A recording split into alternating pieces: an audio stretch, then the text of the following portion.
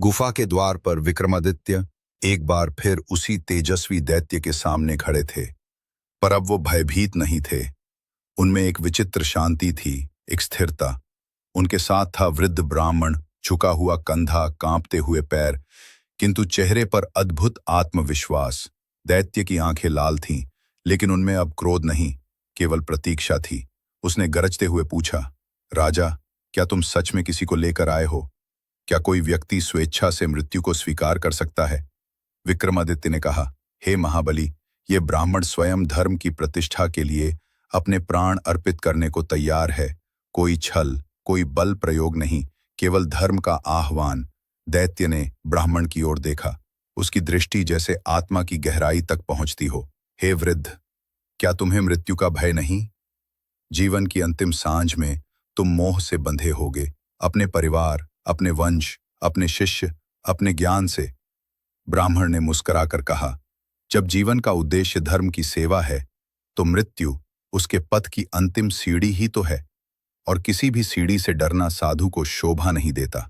ये उत्तर सुनकर दैत्य पहली बार चुप रहा।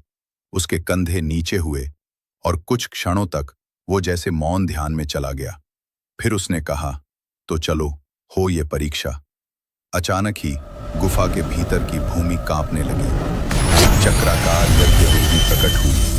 अग्नि स्वतः प्रज्वलित हो उठी। भयानक मंत्र गूंज चारों दिशाओं में फैल गई। सभी उपस्थित जन भयभीत थे।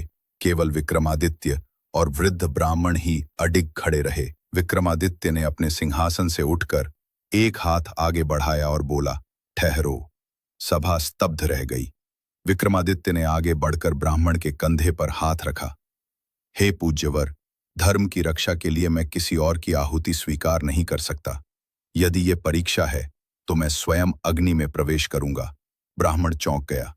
महाराज, ये अन्याय होगा। आप राज्य के स्वामी हैं, प्रजापालक हैं। राजा बोले, और एक सच्चे स्वामी का धर्म है प्रजा से पहले स्वयं आगे बढ़ना। सभा में सन्नाटा छा गया। दैत्य कुछ बोलना ही चाहता था, लेकिन विक्रमादित्य तब तक यज्ञवेदी के समीप पहुंच चुके थे। जब राजा ने यज्ञाग्नि के समीप अपने पैर रखे, तभी एक तेज प्रकाश गुफा के भीतर फैल गया।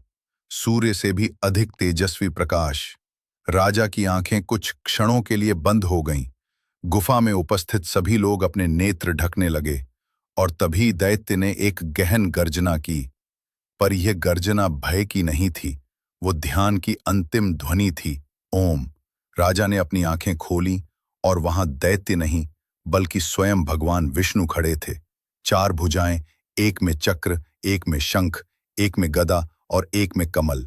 नीलवर्ण पीतांबर दिव्य मुकुट और कृपा से झलकती आंखें। भगवान विष्णु ने उनके कंधे पर हाथ रखा और शांत स्वर में कहा, राजन, ये सब एक परीक्षा थी। धर्म के रक्षक कहलाना सरल है, पर सच्चे धर्म रक्षक वही होते हैं जो दूसरों के प्राणों से पहले अपने प्राण अर्पण करने को तैयार हों।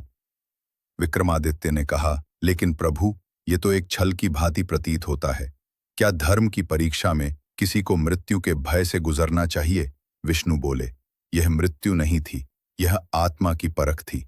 मैं यह देखना चाहता था कि क्या पृथ्वी पर अब भी कोई है जो धर्म के लिए सबसे प्रिय वस्तु, जीवन, का त्याग कर सके। वृद्ध ब्राह्मण, जो अब स्तब्ध खड़ा था, वह भी धीरे धीरे झुक गया और रोते हुए बोला, प्रभु, आपने तो हमें दर्शन देकर अमर कर दिया।